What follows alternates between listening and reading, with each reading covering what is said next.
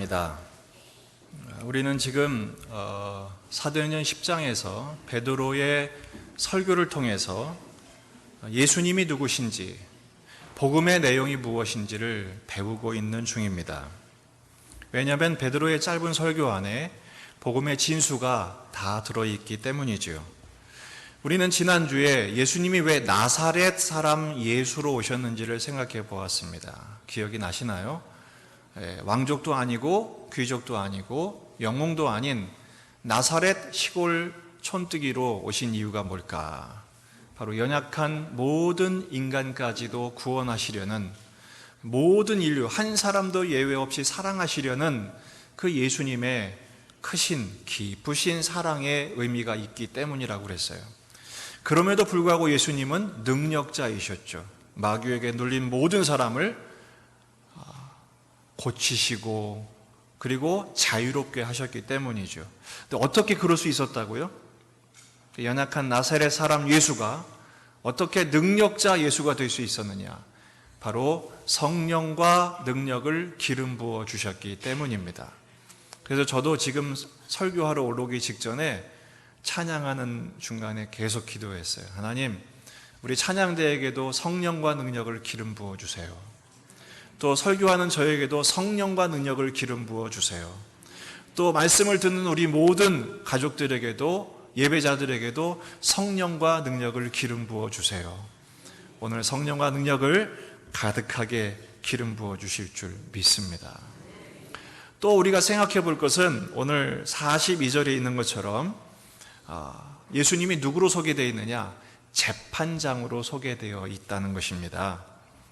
42절을 보면 우리에게 명하사 백성에게 전도하되 하나님이 살아있는 자와 죽은 자의 재판장으로 정하신 자가 곧 이 사람인 것을 증언하게 하셨다. 앞으로 전도해라. 근데 그 전도의 내용이 뭐냐? 이 예수님이 재판장이시다. 어떤 재판장이에요? 누구의 재판장이에요? 살아있는 자와 죽은 자의 재판장. 여러분, 살아있는 자와 죽은 자의 재판장은 두 가지 해석이 가능해요. 산 사람과 죽은 사람의 재판장이라고 해석할 수도 있고, 조금 깊이 들어가면 영원한 생명, 예수 생명을 가진 살아있는 자와 겉으로는 멀쩡히 살아있으되 허물과 죄로 죽은 상태에 있는 사람들, 예수 생명이 없는 사람들 사이에 재판장으로 예수님을 정하셨다, 그런 뜻입니다. 왜냐하면 여기서 재판하다는 것은 심판하다는 뜻인데요, 이 심판은 그저 벌 주는 정도를 말하지 않아요. 이것은 나쁜 것에서 좋은 것을 골라내는, 여러분 콩을 막 추수하고 나면 막 이렇게 쌓아놓고 나서 막 고르잖아요. 막 이렇게 고를 때 뭘 골라냅니까? 깨진 거, 병든 거, 썩은 거, 그런 거 골라내잖아요. 그게 심판이라는 거예요. 예수님의 재판은 바로 그런 것이라는 것입니다. 여러분, 원래 재판장은 법대로 판정을 내리는 사람입니다. 그리고 불의를 폭로하는 사람이죠. 하지만 요즘 같은 그 사법계의 민낯이 드러나고 있는 시대에 우리는 옛날 같으면 판사, 검사, 변호사 그러면 법대로 하겠지, 공정하겠지 라고 기대하지만 사실 요즘 어떻습니까? 좀 고개를 갸우뚱하게 돼요. 그런 점에서 오늘 예수님을 재판장이라고 소개하고 있는 것이 우리에게 어떤 의미인지, 성경은 어떤 교훈을 주는지를 생각해 보는 것은 매우 중요한 교훈을 준다고 생각을 합니다. 그렇다면 성경에서 말하는 심판자, 재판장이신 예수님은 누굴까요? 여러분, 원래 심판은 누가 하시는 거예요? 성부 하나님의 고유 권한입니다. 그런데 마태복음 28장 18절을 보면 이렇게 기록되어 있어요. 예수께서 나와 말씀하여 이르시되 하늘과 땅의 모든 권세를 누구에게 주셨다고요? 예수님께 주셨다. 누가 누구에게 주신 거예요? 성부 하나님께서 성자 예수님에게 모든 권한을, 하늘과 땅의 모든 권세, 주권, 심판, 모든 것을 아드님에게 이양해 주신 것입니다. 여러분, 오늘 주보를 받으셨을 텐데 주보를 이렇게 펼치시면 오른쪽 아랫면에 디모데후서 4장 1절 2절 말씀이 소개되어 있어요. 한번 같이 읽어보면 좋겠습니다. 시작. 하나님 앞과 살아있는 자와 죽은 자를 심판하실 그리스도 예수 앞에서 그가 나타나실 것과 그의 나라를 두고 엄히 명하노니 너는 말씀을 전파하라. 때를 얻든지 못 얻든지 항상 힘쓰라. 범사에 오래 참음과 가르침으로 경책하며 경계하며 권하라. 아멘. 거기 보면 예수님을 누구로 소개합니까? 하나님 앞과 살아있는 자와 죽은 자를 뭐 하실? 심판하실 그리스도 예수 앞에서 이렇게 되어 있어요. 그러니까 정말 심판자는 누구라는 거예요? 예수님이시라는 겁니다. 왜 그러면 성부께서 성자 예수님께 이 모든 주권과 심판권을 넘겨주셨을까요? 예수님이 이 땅에 인류를 구원하실 자로 오셨기에 그 구원함과 동시에 심판의 권한까지 함께 주신 거예요. 우리를 심판하시되 구원자가 되게 하시기 위하여 모든 권한을 넘겨주신 겁니다. 그러니까 이거는 우리에게 굉장히 좋은 겁니다. 복된 거죠. 그 의미를 한 번 더 생각해 보려고 합니다. 그렇다면 예수님은 심판자이신데 심판의 기준이 뭡니까?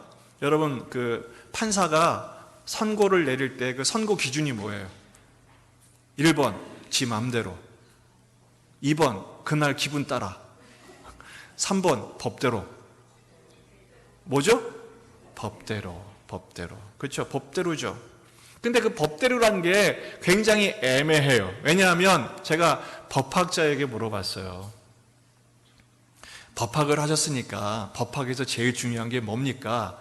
법문일까요? 그랬더니 아닙니다, 목사님. 법에서 제일 중요한 것은 법문도 중요하지만 법 해석이 더 중요합니다. 법을 어떻게 해석하느냐에 따라 판결이 하늘과 땅이에요. 그렇지 않습니까?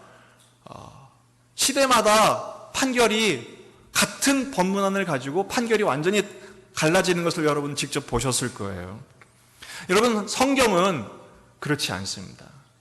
하나님은 무엇으로 판단하시느냐? 하나님의 공의로 판결하십니다. 공의는 두 가지가 요약되어 있는 거예요. 공평과 정의죠. 이사야 32장 1절 말씀을 보면 같이 한번 읽어보실까요? 보라, 장차 한 왕이 공의로 통치할 것이요 방백들이 정의로 다스릴 것이며, 하나님은 공평과 정의로 통치하시는 분이십니다. 결계로 그 잣대가 왔다 갔다 하지 않으세요. 공평하시죠.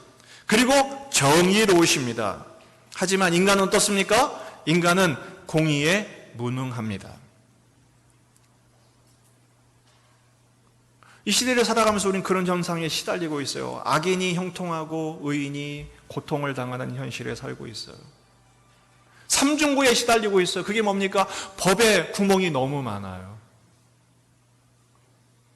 그래가지고 법 규정이 얼마나 조밀해지고 세밀해지고 구체화되는지 이제는 뭐 법이 뭔지 모르겠어요. 너무 많아가지고요. 근데도 구멍이 기가 막히게 많아요. 그래서 그거 파고 들어가는 사람들은 기가 막히게 피해가고 파고 들어가더라고요. 그래서 법을 더 이상 믿을 수가 없어요. 뿐만 아니라 법을 해석하는 것도 너무 아전인수격으로 해석이 돼요. 내로남불이라는 게 요즘에 화두지 않습니까? 참 어려운 거예요. 그러다 보니까 모든 판결이 공평하게 되지 않아요. 요즘 가장 훼손된 가치가 뭡니까? 공정하지가 않아요. 가진 사람에게는 훨씬 더 유리하고 없는 사람에게는 훨씬 더 불리한 것이 이 시대의 법인 것이죠. 우리에게 이롭게 하기 위해 법을 만들었지만, 사회를 정의롭게 하기 위해 법을 만들었지만 그 법에 오히려 묶여서 고통당한 사람들이 훨씬 많은 게 오늘의 현실입니다. 지난주에 우리 목사님들이 모여서 체육대회를 했어요. 축구 시합을 했어요.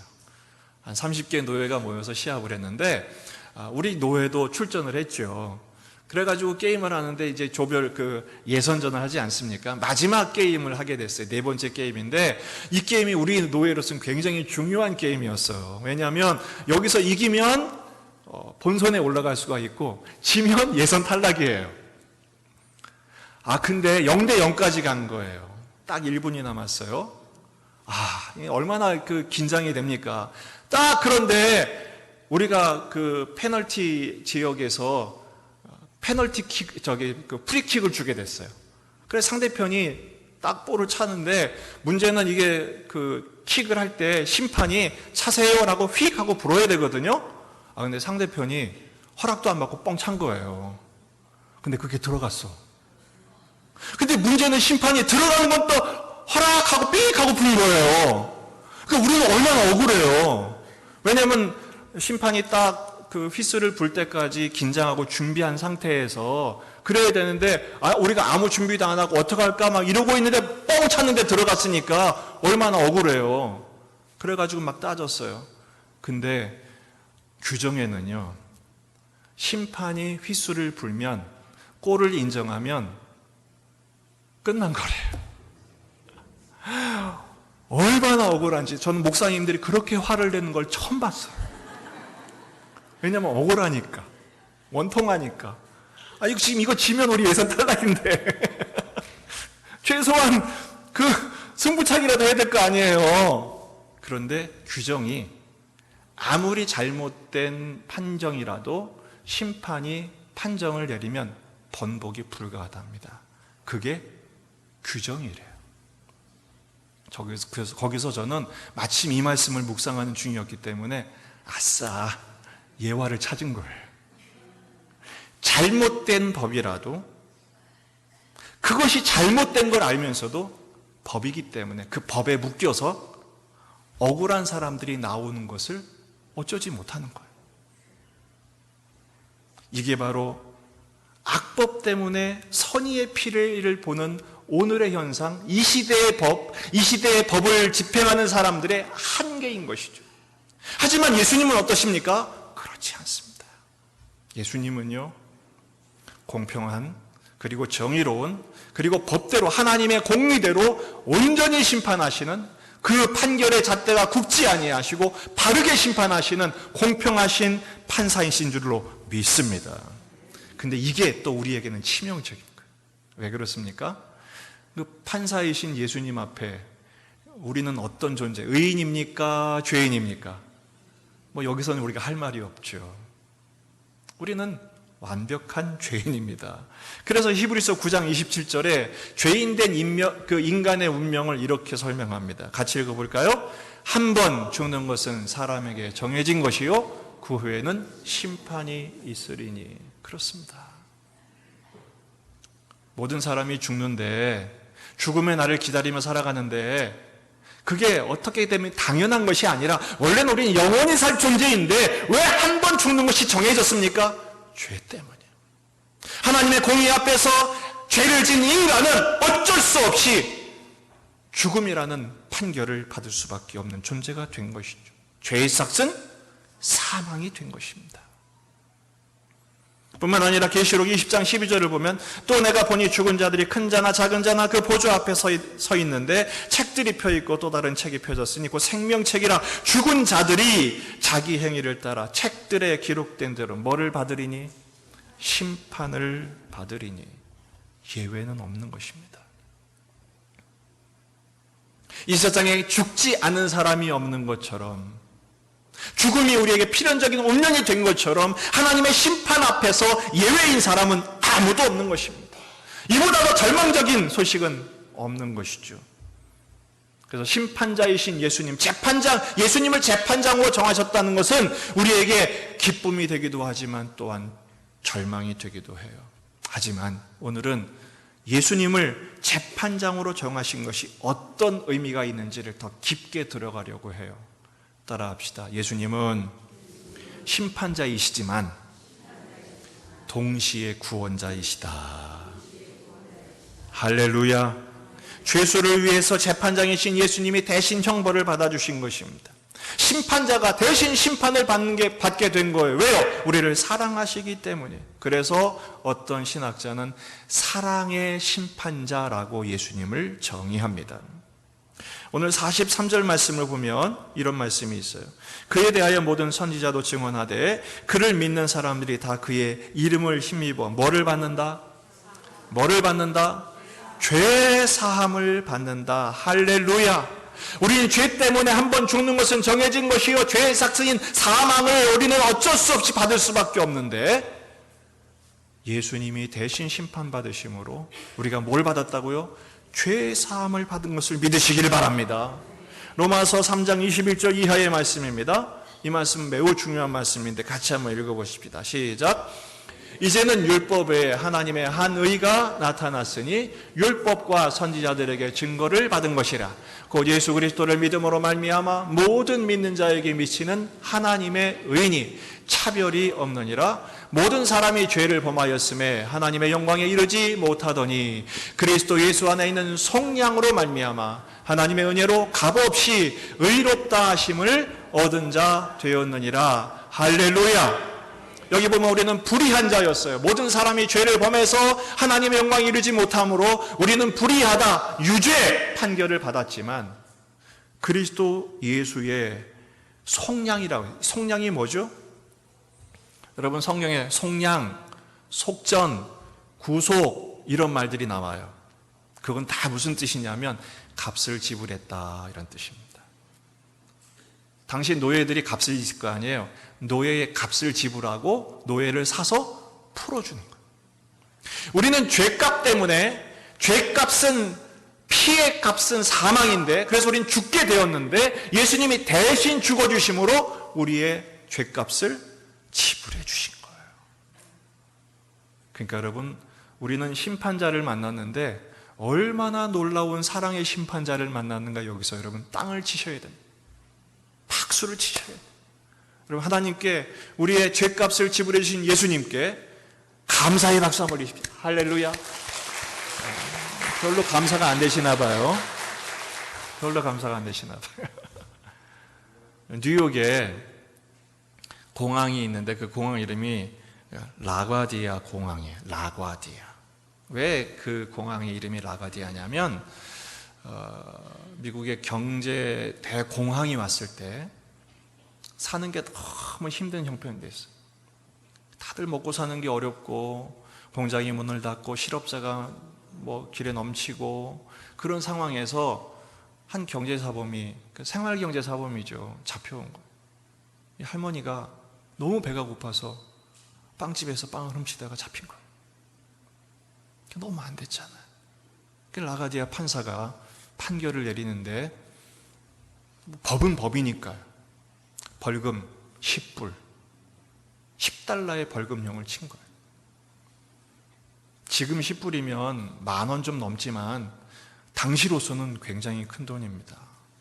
이 할머니가 무슨 수로 갚겠어요. 그런데 이 판사가 두 번째 판결을 내립니다. 또 하나가 있습니다.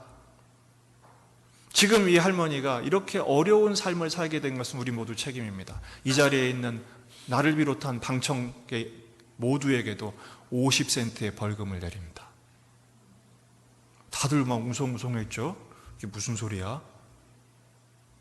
어쨌든 판사가 판결을 내니 어떡합니까? 냈어요. 다 모아보니까 47달러 50센트. 판사가 그 50센트는 빵가게 주인한테 빵값을 지불하시고 나머지 47불은 이 할머니에게 드리십시오. 그걸로 벌금 내고 그걸로 앞으로 먹고 사십시오. 그제서야 방청객들이 벌떡이나 박수를 쳤어요. 여러분, 오늘 살아가면서 각자 빚이 있으실 거예요. 저도 꽤 있습니다. 오늘 주님께서 여러분의 빚을 다 갚아주셨다고 생각해 보십시다. 박수가 어떻게 나올까요? 아직 실감이 안 되는 것 같아. 빚이 얼마 없구나. 여러분, 우리는 생명의 빚을 진 사람들, 사망할 수밖에 없는 빚을 진 사람들인데 주님께서 십자가에서 대신 죽으심으로 영원한 생명의 값을 갚아주신 것을 믿으시기를 바랍니다. 우리가 굳이 큰 박수를 치지 않아 마음의 박수가 흘러나 그 감사와 찬송으로 고백해야 하지요.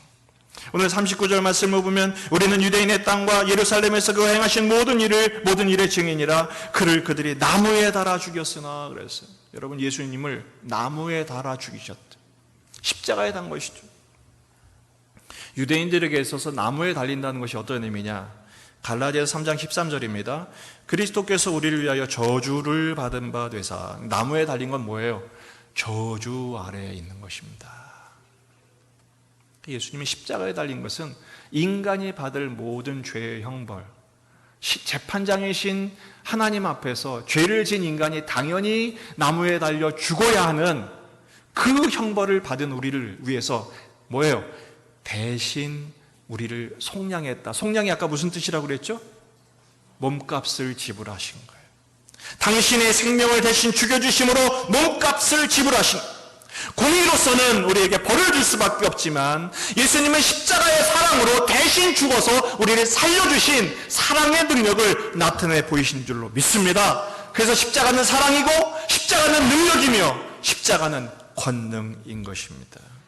뿐만 아니라 40절을 보면 하나님이 사흘 만에 다시 살리셨다. 그래서 예수님이 다시 부활하신 거예요.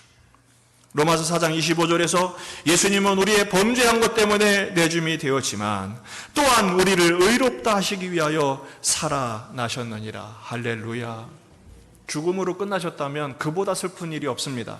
그보다 비참한 일이 없습니다. 하지만 예수님은 다시 살아나셔서 우리도 이 죄의 권세에서 자유함을 얻은 백성으로 우리는 필연적으로 이제는 죽음을 통과해야 하는 운명을 타고났지만 더 이상 거기로 끝나는 것이 아니라 예수님이 부활하신 것처럼 우리도 죄와 사망의 권세에서 부활하게 됨을 믿으시기를 바랍니다. 법적으로 보장된 것. 오늘 법 얘기를 많이 하죠. 예수님은 법관으로 판사로 그 법대로 우리를 심판하시지만 대신 주님이 그 법의 조건을 충족시키셔서 대신 죽으심으로 우리에게 영원한 생명을 주셨을 뿐 아니라 또 한 가지 법적인 축복을 허락하셨어요. 그게 뭐냐? 영접하는 자 곧 그 이름을 믿는 자마다 뭐가 되는 거예요? 하나님의 자녀가 되는 권세를 주셨으니 이 권세는 법적인 권세예요. 하나님이 우리를 법적으로 입양하신 거예요. 하나님의 자녀가 되었음을 믿으시길 바랍니다. 그러니까 그리스도인들이 예수님을 믿게 되면 제일 먼저 변하던 게 뭐예요? 신분이 바뀌어요. 저는 마귀의 자식이었지만 지금은 하나님의 자녀가 된 줄로 믿습니다. 빵값 갚아줘도 박수를 치는데 우리 예수님은 우리에게 생명을 되돌려 주실 뿐 아니라 아니 영원한 생명으로 바꿔주실 뿐 아니라 하나님의 자녀가 되어 하나님 나라를 상속받을 후사로 우리를 정해 주셨음을 믿으시기 바랍니다. 여러분, 심판은 반드시 일어납니다. 따라합시다. 반드시 심판하신다. 그렇습니다. 재판장이신 예수님께서 반드시 심판할 날이 올 것입니다. 마태복음 25장을 보면 무시무시한 장면들이 나옵니다. 거기에는 10처녀 비유가 나오죠. 5처녀, 슬기로운 5처녀 혼인잔치에 돌아가지만 미련한 5처녀는 슬피 울며 이를 간다고 그랬어요. 양과 염소로 나뉘는데 양은 하나님의 축복의 잔치에 초대를 받지만 염소는 영원한 지옥불의 형벌을 받게 된다고 그랬어요. 반드시 알곡과 가라지가 갈라진다는 것입니다. 이 모든 비유들의 교훈은 뭡니까? 솎아낸다는. 아까 심판이 무슨 뜻이라고요? 단순히 벌만 주는 게 아니라 골라낸다고 그랬죠. 갈라낸다고 그랬죠. 여러분, 이 하나님의 놀라운 심판의 메시지 앞에 우리는 조심해 정신을 차려야 돼요. 지난 9월 달에 그 카타르 도하에서 세계 육상 선수권 대회가 벌어졌어요. 제가 운동 프로를 보다가 100m 여자 허들 경기가 딱 벌어지는 걸 봤어요. 예선이었어요, 그것도. 근데 한 선수가 딱 주목이 되는 그 선수는 우승을 예상할 만큼 훌륭한 선수였어요. 다들 막 긴장을 하고 자, 준비! 긴장을 하고 딱 100m니까 뭐 몇 초 만에 끝나잖아요.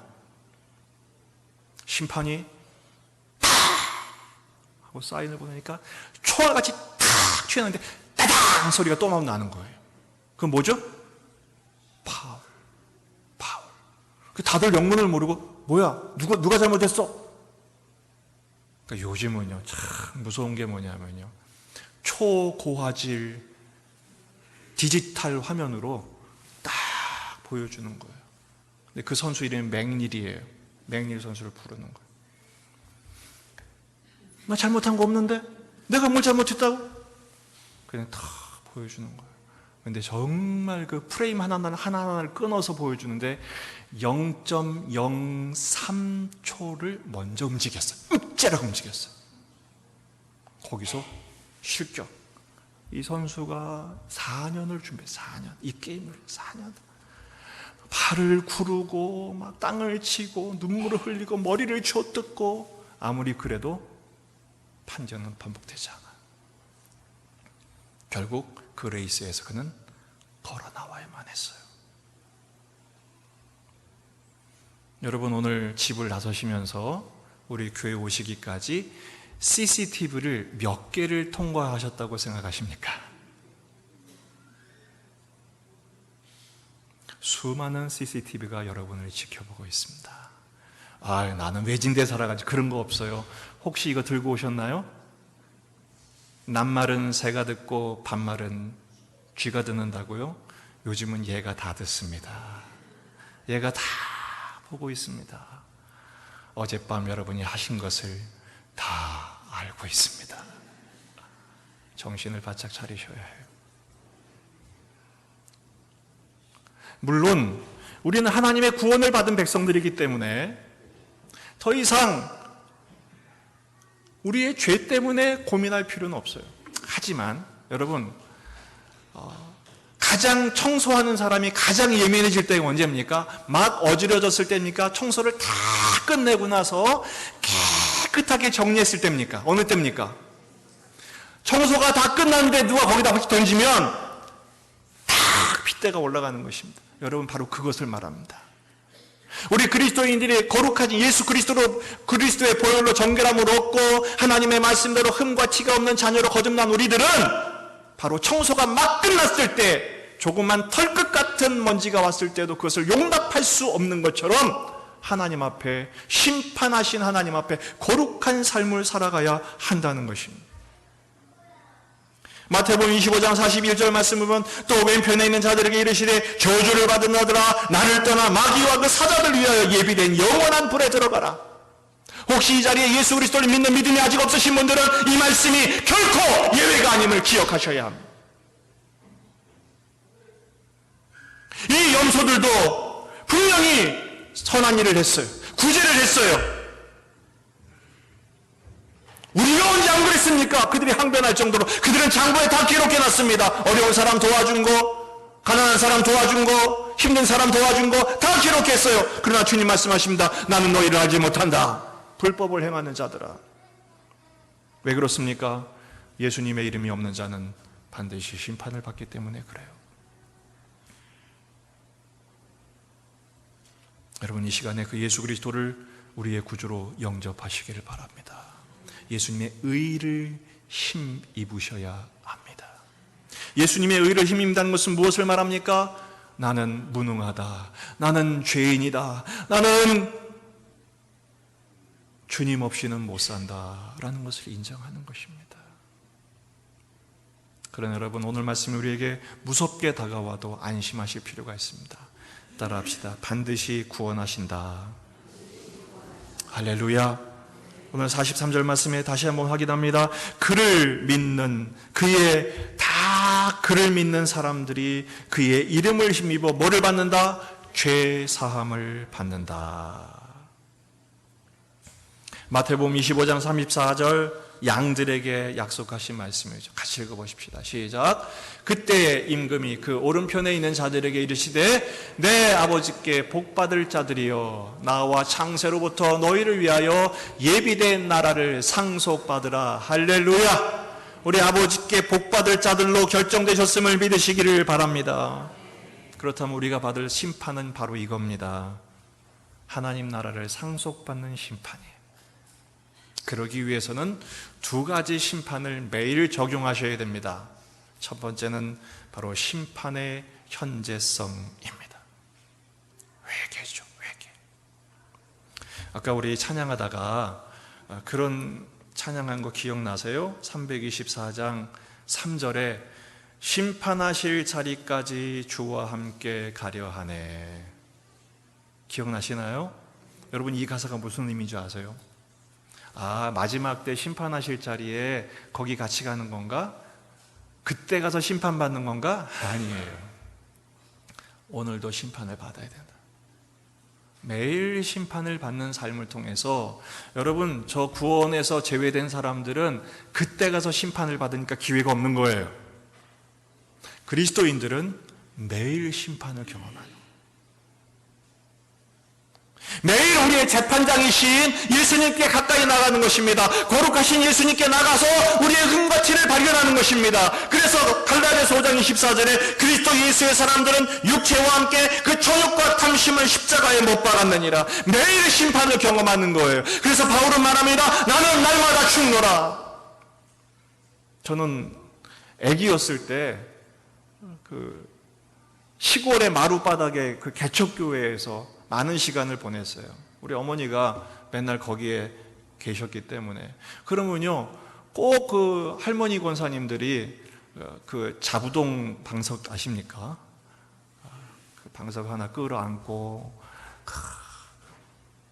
집에 식구들 저녁 차려주고 예배당에 와가지고 그 마룻바닥에 바람이 숭숭 들어오는 데서 가슴을 치면서 아버지, 내가 죄인입니다. 내가 죄인. 그래서 저는 어렸을 때 그런 생각을 했어요. 저 권사님은 무슨 죄를 그렇게 많이 하셨을까? 되게 못됐나 보다. 그런 생각을 했어요. 근데 지금 생각해 보니까 그분이 못돼서가 아니에요.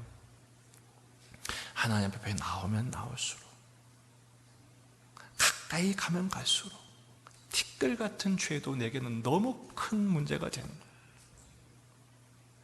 하나님께서 거룩하신 교회를 향한, 성도를 향한 비전이 있으세요. 그게 뭡니까? 거룩하고 흠도 없고 점도 없는 아름다운 신부로 만드시는데 목적이 있는 거예요.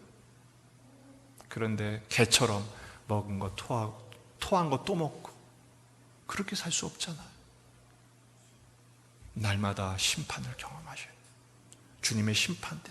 그러니까 여러분, 심판자이신 예수님을 매일 만나게 되면 어떤 효과가 있는 줄 아세요? 생각해 보세요. 혹시 법정에 가보신 적 있나요? 법정은요, 굉장히 무시무시합니다. 아주 그 무거운 공기가, 왜냐하면 아주 첨예한 대립이 있기 때문에 그 무거운 공기, 또 판사의 그 추상 같은, 아주 너무너무 참 별로 반가운 공기가 아니에요. 근데 마지막 주님 심판하실 그 자리에, 백보자 심판하실 때 딱 갔는데 그 판사가 알고 보니 내 친구야.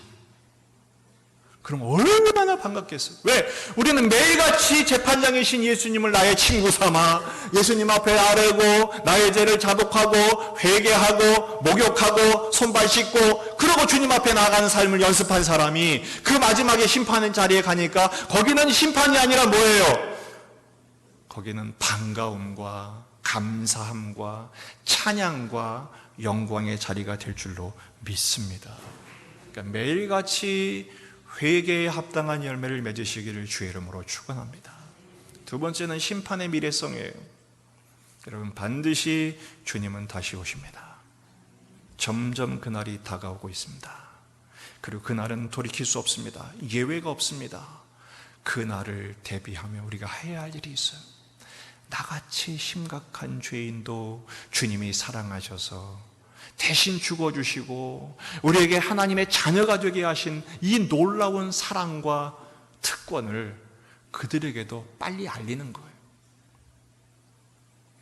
여기 주님이 베드로를 통해서 우리에게 경고하신 것이 있어요.